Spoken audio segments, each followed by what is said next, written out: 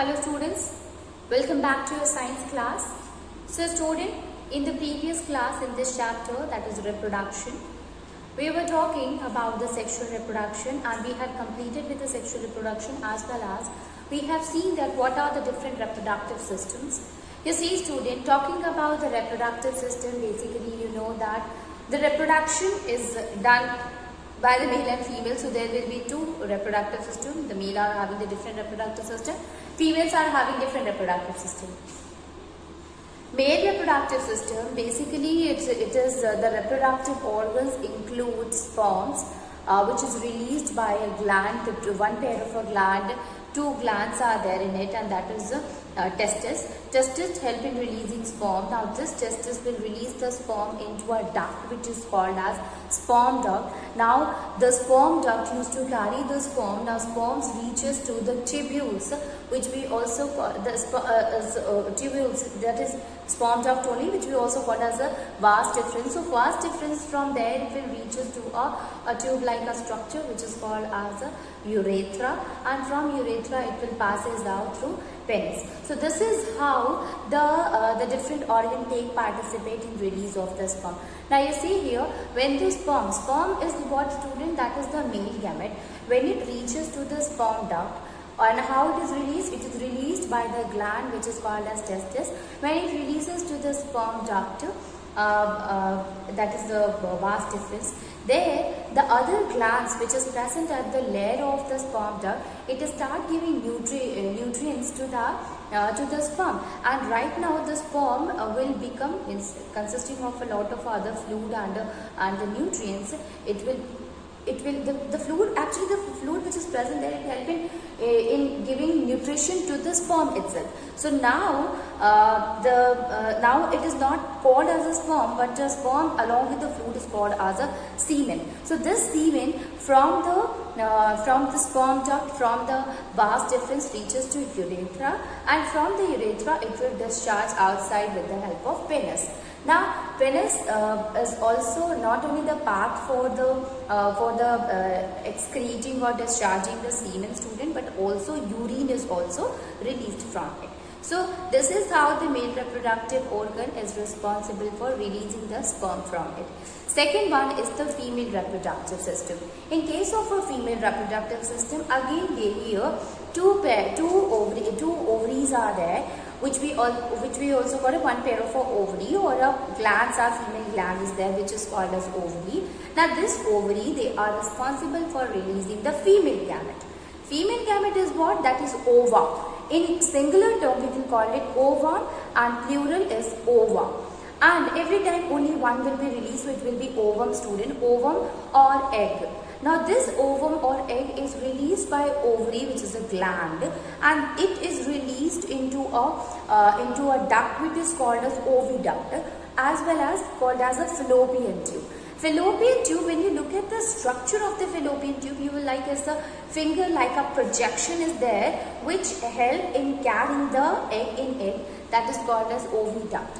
Now from the oviduct, this will release from the oviduct a tube is attached with it, and a bag like a structure is attached with it which is called as uterus. Okay, uterus which is also called as a womb, mother's womb. Okay, from the uterus a tube like a structure is followed which we call as a vagina. Okay, so this is the whole part of the female reproductive system. Now when you look at the structure of the egg, it will be what? It will be a spherical body which consisting of a nucleus in it. So sperm are the male gamete and ova is the female gamete. What happened? How the process of the fertilization take place between the sperm and the ova? So ova is released from the ovaries, and it remains in the fallopian tube, I told you earlier. Then the sperms enter through the vagina from the uterus, it will reaches to the fallopian tube. When it reaches to the fallopian tube, it fuses with it. Now here, one thing that we should know, that the chances of the fusion of the sperm to the ovum is quite, chances is less students. That is why the number of a sperm released is more than the ovum. Ovum is only one, so the number of the sperms released is much more so that the fusion can take place. So when the sperm reaches to fallopian tube, one of the sperm, out of many, one of the sperm fuses with the ovum, and there is a formation of a zygote happens. Because the male and the female gamete, you know that when they fertilize, when they combine together, then there is a formation of a new cell which is called as zygote. Now this zygote from the fallopian tube, it passes and attach itself to the lining of the uterus and start taking the nutrients, it starts taking the nourishment from the blood of the mother. That is why it is attached to the wall of the uterus, mother's womb. Okay, so it start taking the nutrition, start taking the nutrient from the blood itself and start showing division. When it divides, then there is a formation of a lump of a mass, and finally after few time, after few months, then you will see that the cell differentiation occurs. Cell differentiation, it means growth of a new organ, formation of a different parts of the organ occur, and these different part of the organ will make them into a fetus, and finally after a period of a time when they are fully developed, then they will be given birth by the mother in a baby. Okay, so this is how the process of the reproduction actually takes place. Let me write few points regarding that, in which what happened during reproduction, students. So during reproduction,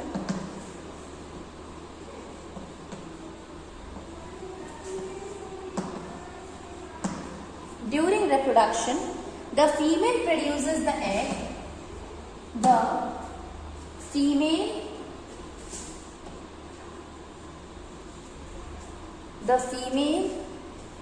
produces egg.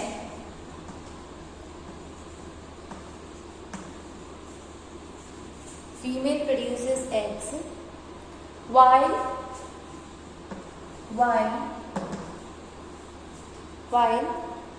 the male produces sperm. The male produces sperm.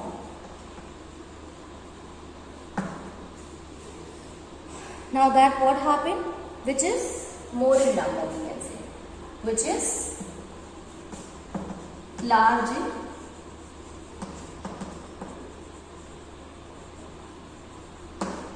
number. Then the sperm enter to the female body. Sperm enter to the female body, reaches to fallopian tube, reaches to the fallopian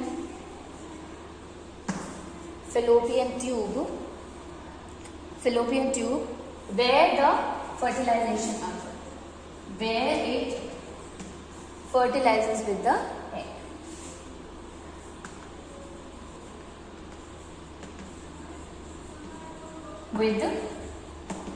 egg. This is how the process of the fertilization takes place.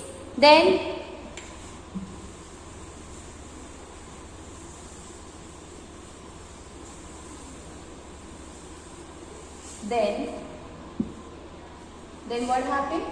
Here, afterward, the zygote, actually, this the zygote divides to form embryo in the oviduct.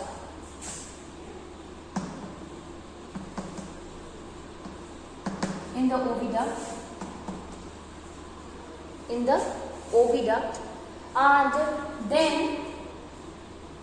then the embryo implants itself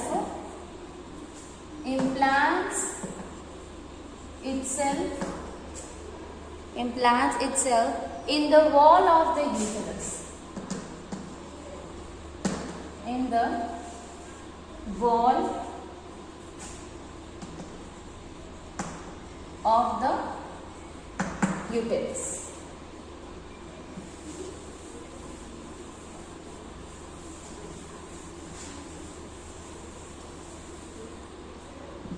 In the wall of the uterus. Now, next one is that it derives its nutrition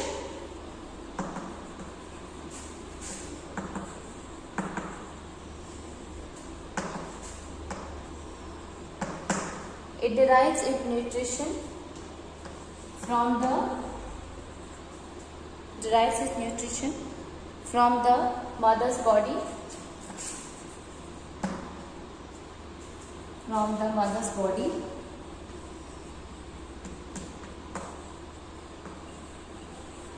and given birth when fully developed.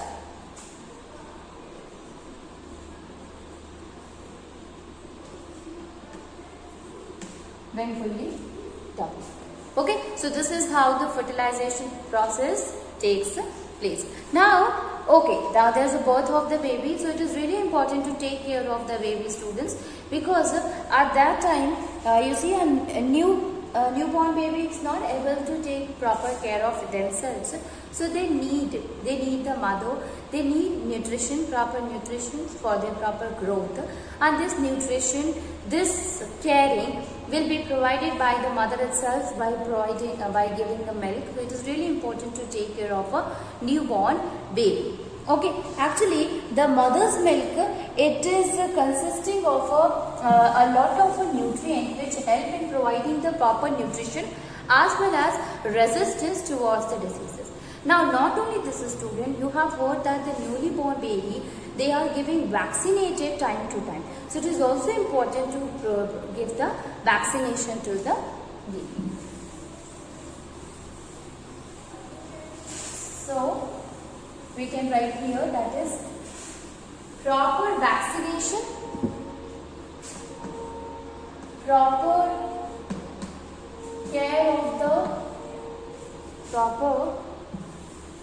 care of the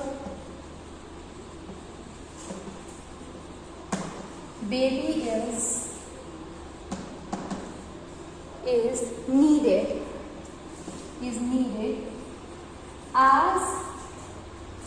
as they are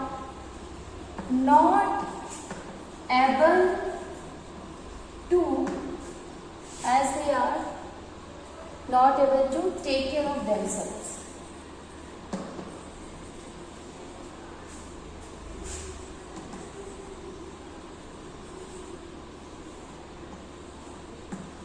Take care of themselves. Second, mother's milk.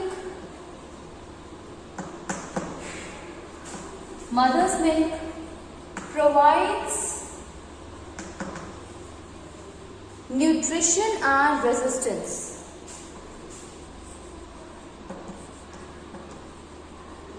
Nutrition and resistance.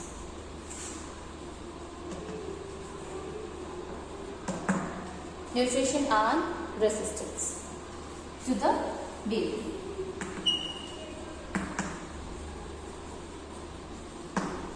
Then proper vaccination or vaccination of the baby should be done time to time.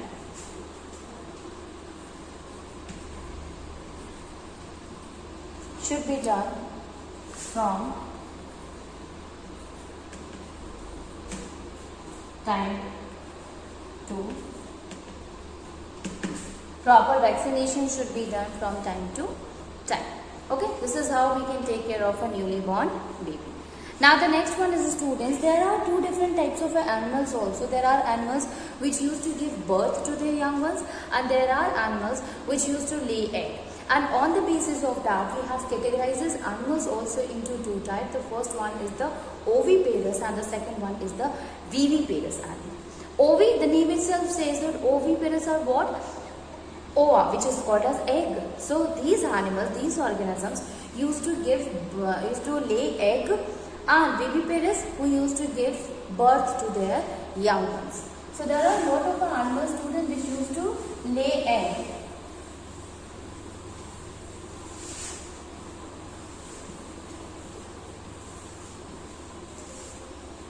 Oviparous,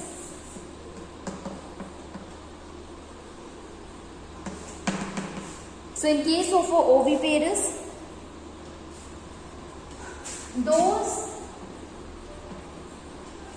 animals who lay eggs,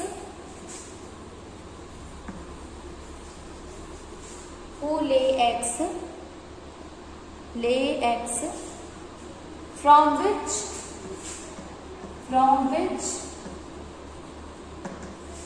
the young one hatch. Young ones hatch. Okay, those animals who lay egg from which the young one hatch are called as oviparous. Okay, these oviparous animals derive its nutrition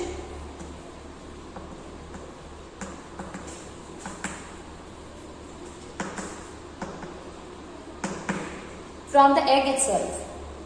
Okay,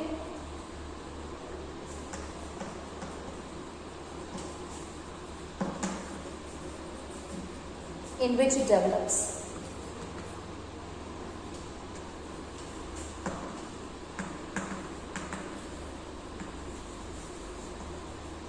Okay, from which it develops.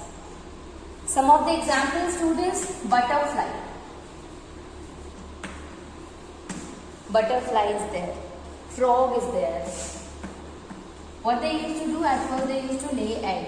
So what happened actually when the ova is released here, when the zygote formation occur, then this zygote travels down the oviduct. From the oviduct, it travels down and it will get covered with a lot of a different layer that will form a shell around it. Okay, and then what happened? This shell, which is inside the zygote, is there, which divided into embryo. Then this egg will be laid by the animal, and finally the nutrition it will get it from the fluid which is present inside the egg only. And when the body organs get differentiated, formation of a body organ occur, how it occur? It will occur only in the presence of an optimum temperature, and this optimum temperature will be provided by the mother itself. That's why you have seen that during this period, the hen or butterfly or any animals used to incubate the eggs. Okay, so the incubation period will be there in which the growth of the embryo can take place inside the egg. Okay, so we can say that you have seen that even the hen used to warm the egg by sitting on the egg. Actually, it is providing that particular temperature in which the development of the embryo can take place easily. So this is how the embryo formation, the eggs are laid, and then from the egg new young ones hatches out. What happened in case of a viviparous? So in case of a viviparous, there's no laying of eggs are there, but giving birth to young ones comes under viviparous. Okay. Viviparous, here we can say that those which give birth to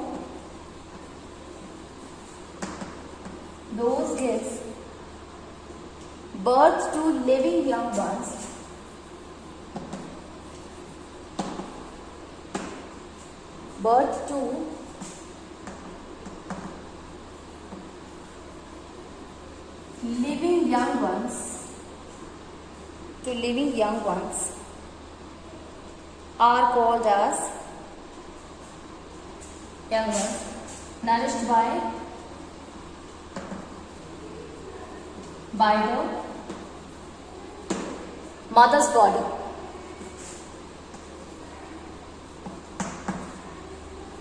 Mother's body.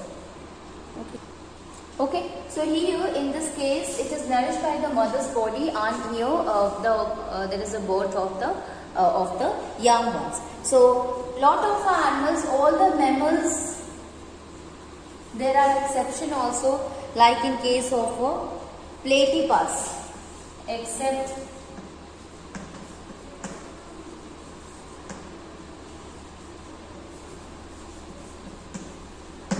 platypus used to show they are the viviparous. Even the humans, which we also are as a mammals only, also are viviparous. So this is the difference between oviparous and viviparous.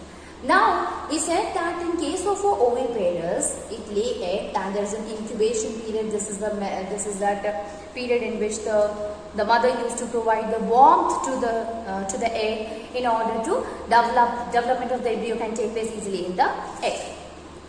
Now you have seen, we all are humans. How we came to know? We all came from the human only. So every species they look like the parents. Even the young one also, they look alike the parent. Like a hen, chick is there. So chick is what? The chick is very small. It's a baby or it's a young one of the hen, but it look like the hen only. Even a small kid is there in a human, you can understand by looking itself that yes, it belongs to the human category. Human species is Homo sapiens. But there are some of the animals, they look totally different at their young to the adult phase, from the young phase to the adult phase. And this process of the conversion of the conversion of the young phase into the adult in a totally different way, that is called as metamorphosis, which usually take place or which usually occur because of the hormone released by one of the gland of ours, that is thyroid gland. So due to the release of the thyroxine, this metamorphosis process occurs. Now here students, who are they? Now like see, in case of a frog, in case of a butterfly, they are considered to be oviparous. So when the egg hatches, whatever the young one which came out of it should look alike their parents. But absolutely not, is totally different. In case of a butterfly, the caterpillar came out, and in case of a frog, a tadpole came out which is having a tail which look like a fish. But afterward, it get converted into a frog which is totally different from the fish. Okay, so this is how it happens because of the hormone that is called as thyroxine. So let us see that what is the life cycle of the frog as well as life cycle of a butterfly, and try to understand that how this difference will happen.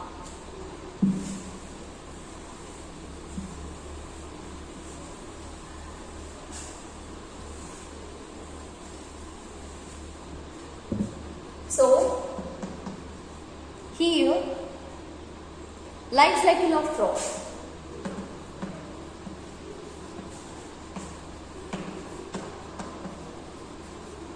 Life cycle of frog.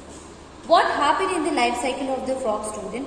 First of all, it is like egg, then larva, then tadpole, and then again frog. So if this is the eggs.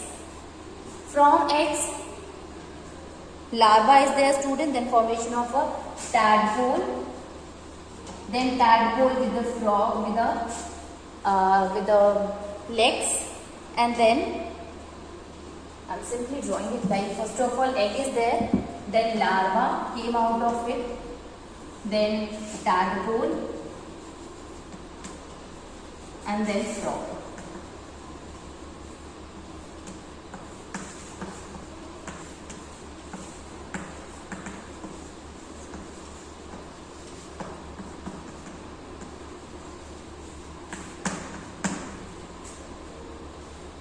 So you see, eggs are there, students. So at first what happened, the female frog used to releases the egg, and due to which there is a formation of a zygote occur as the fusion between the male sperm and the male frog sperm and the female zygote, female eggs fuses together due to external fertilization. Now after that, what happened, when the legs are laid by the when the formation of a zygote occur, this zygote cell will hatch and larva came out of it. Okay. Okay. Now the larva which emerges out of the egg, it undergoes the division, and because of the division there is a formation of a tadpole. Okay. Now this tadpole, what happened? It also undergoes, this tadpole is what? It is actually having a head and a tail. And a tail also. But if you look at the frog, if you compare with the frog, frog does not have a tail in it. So it is having a head and it is having a tail. It looked like a fish only, students, and over a period of 9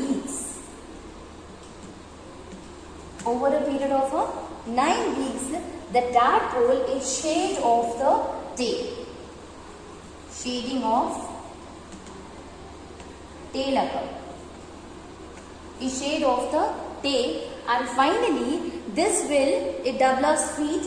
The frog, it develops feet, and it looks similar to the adult frog. So what does I mean? It means that when egg is there, egg to larva, larva to tadpole. The tadpole looks totally different from the frog. It is having a head, it is having a tail also.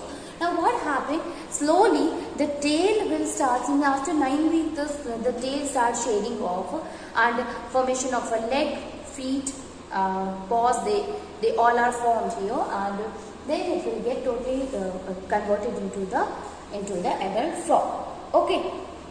What happened in case of a butterfly? So looking at the life cycle of butterfly, it is very much similar to the frog. Similar to frog, it means the young is totally different from the adult one. So here, first of all, egg is laid by the butterfly. Then from the egg, caterpillar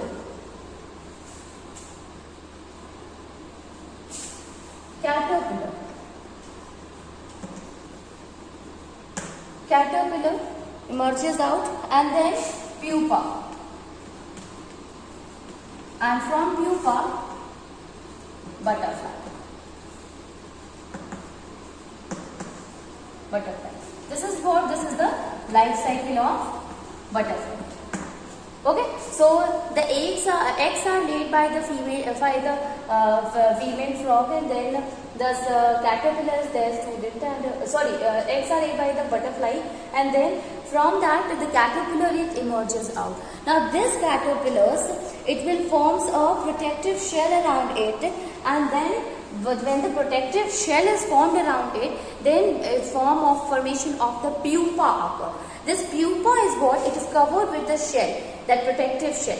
Now what happens after few weeks? It starts shading off the protective sheet which is present in it, around it, and then a butterfly emerges out of that shell. Okay, from the pupa to the butterfly. So you will find that caterpillar and pupa are totally different from the butterfly. They do not look alike like the adult butterfly. Now this process in which there is totally difference in the adult to that of the young one, and the conversion of the adult young one to the adult, that is called as metamorphosis. So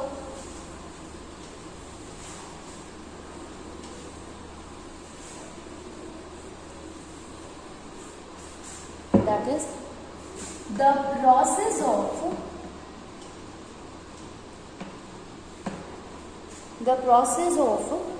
change of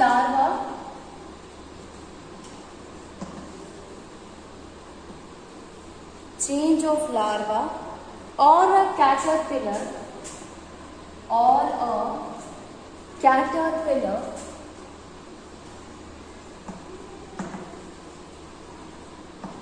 change of larva or a caterpillar into an adult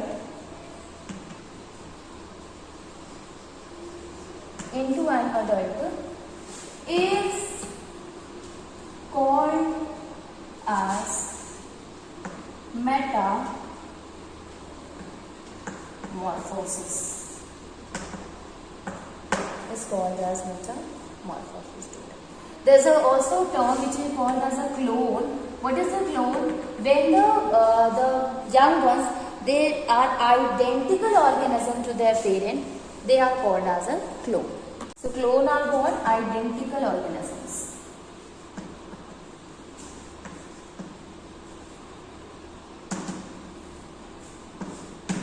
Called as identical organisms.